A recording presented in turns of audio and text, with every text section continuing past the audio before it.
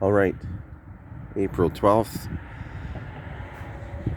2022, and I'm sitting in my front yard. I got a little bit of snow left, and temperature is just probably about -2 right now.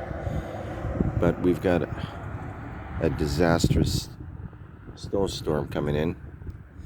So this is my yard. It's almost dried up. There's a little bit of water sitting over there, a little bit of water sitting over there.